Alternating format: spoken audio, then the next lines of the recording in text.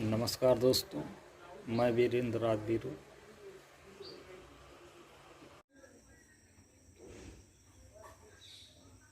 अपनी बात चैनल में आपका हार्दिक स्वागत करता हूं।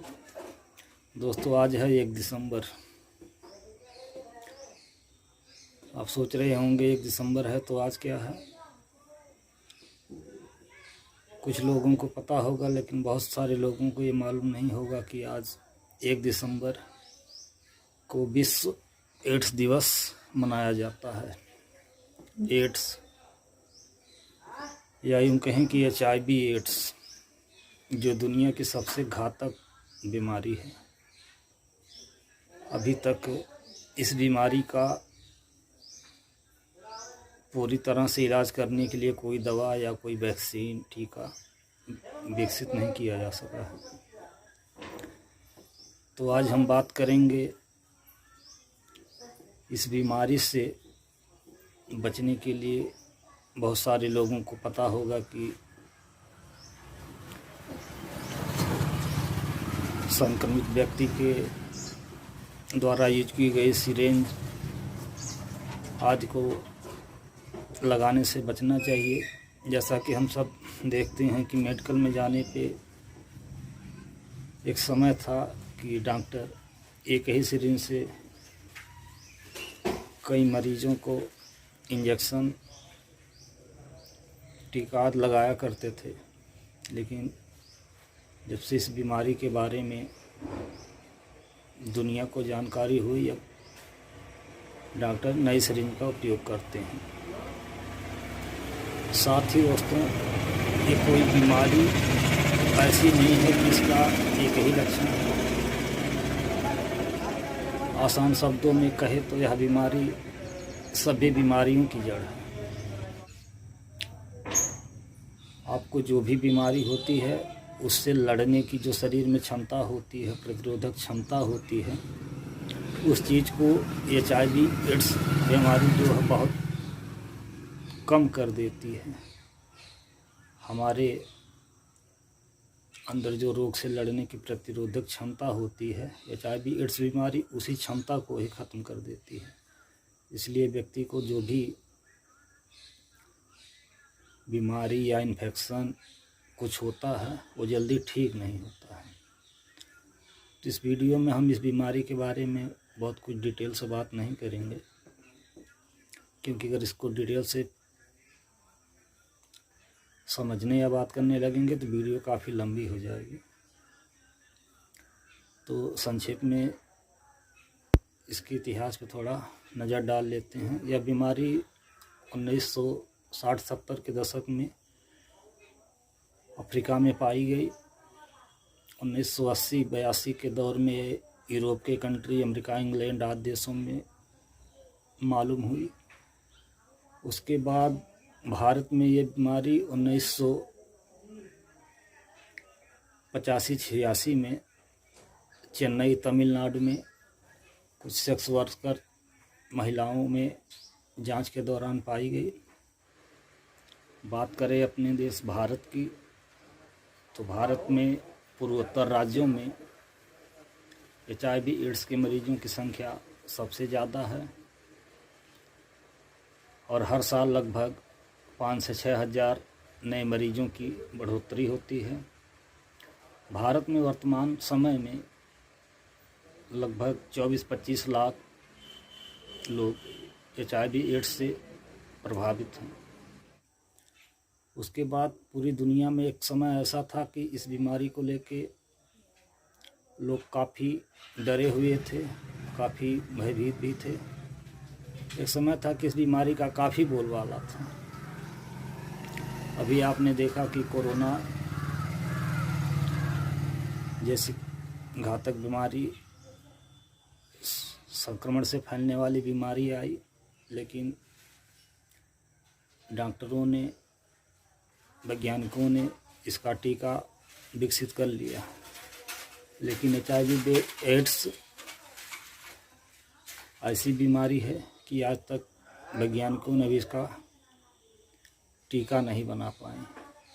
और सोचिए कि कैंसर और TB जैसी घातक बीमारी का इलाज आज के दौर में संभव है, लेकिन इस बीमारी को जड़ से ख़त्म करने का अभी तक पूरी दुनिया में कोई दवाई या इंजेक्शन टीका विकसित नहीं किया जा सका है।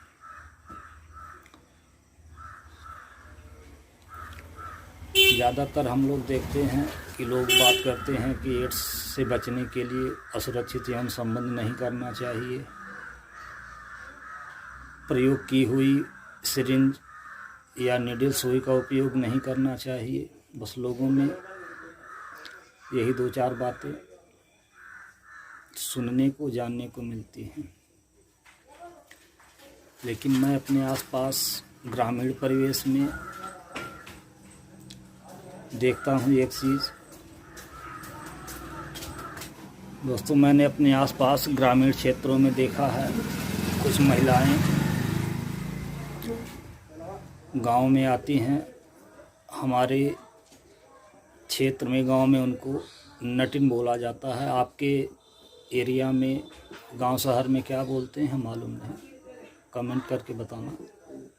वो औरतें आती हैं गांव में घूम घूम करके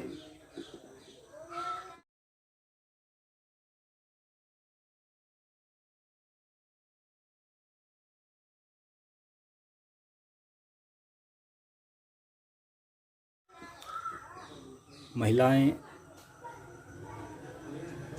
उनसे गोदना गोदाती हैं, जिसको अंग्रेजी में टैटू बोलते हैं। वो औरतें क्या करती हैं कि एक ही सुई से बहुत सारी महिलाओं का टैटू बनाती हैं, मतलब गोदना गोदती हैं। अब आप ज़रा कल्पना कीजिए, मान लीजिए किसी गांव में उसने 10-20 औरतों का टैटू या गोदना बनाया। हो सकता है किसी औरत को HIV एड्स हो। अब उसका गोदना गोदने के बाद वो दूसरे गांव में गई, दूसरे एरिया में गई, उसी सुई से फिर वो किसी का टैटू या बनाती है, गोदना गोदती है। तो ऐसे में उस औरत को HIV एड्स होने की संभावना रहती है। तो इसलिए सभी माताओं बहनों से निवेदन है कि इस तरह से घूम घूम के ऐसे टैटू बनाने वाली, गोदना गोदने वाली औरतों से गोदना ना गोदाएं। क्योंकि उनको कहोगे कि नई सुई लगाओ, नई सुई से गोदना गोदो, तो वो क्या करेंगी, पुराने डब्बे से निकाल के ऐसे सुई बदल देंगे, नई नहीं होती है। वो एक बार टैटू गोदने के बाद उसी को ऐसे पोंछ के साफ करके रख लेती हैं। फिर आपको बोलेंगी चलो इसको बदल के मैं नई लगा लेती हूँ, लेकिन ऐसा कुछ नहीं होता। वो यूज की हुई सुई रहती है। अब यही बात पुरुषों के संबंध में लागू होती है। बहुत सारे युवा मैंने देखा ग्रामीण क्षेत्रों में, बाज़ारों में मेला घूमने जाते हैं, तो वहाँ बहुत सारे ऐसे टैटू वाले होते हैं। वो भी इसी तरह से करते हैं, एक ही सुई से बहुत सारे युवाओं का टैटू बना देते हैं, गोदना गोद देते हैं। मान लो किसी युवा को HIV एड्स है और उसकी यूज की हुई सुई कोई दूसरा टैटू बनवाने में यूज करता है, तो वहाँ भी 100% संभावना है कि वो HIV एड्स से संक्रमित हो सकता है। और एक बात मैंने देखा है, कभी कहीं कहीं पे कुछ युवा पार्टी वोटी ऐसे करते हैं तो एक दूसरे का जूठा सिगरेट वगैरह ऐसे यूज कर लेते हैं, पीते हैं। ऐसा नहीं करना चाहिए। मान लो किसी को HIV एड्स है, उसके मुंह में छाले हैं, संक्रमण है, उसका जूठा सिगरेट या बीड़ी आदि पीने से दूसरे व्यक्ति को भी ये संक्रमण होने की पूरी संभावना रहती है। यहाँ तक कि यह बीमारी संक्रमित माँ को अपने बच्चे को स्तनपान कराने से भी हो जाती है। गर्भस्थ शिशु को अगर माँ को संक्रमण है तो उसको भी ये बीमारी होने की पूरी संभावना रहती है। तो ये थी HIV एड्स से बचने के लिए कुछ जानकारी, जो आमतौर पे ग्रामीणों में, ग्रामीण परिवेश की महिलाओं में, पुरुषों में जानकारी नहीं थी। तो उम्मीद करता हूँ कि ये वीडियो आप लोगों को कुछ यूजफुल लगी होगी। अगर वीडियो पसंद आई हो तो लाइक करें, अपने दोस्त यार में शेयर करें ताकि उनको भी ये वीडियो देख के कुछ जानकारी मिले। चैनल पे नए हैं तो चैनल को सब्सक्राइब करें, साथ में बेल आइकन को प्रेस करें ताकि आने वाली वीडियो की नोटिफिकेशन आप तक सबसे पहले पहुंचे।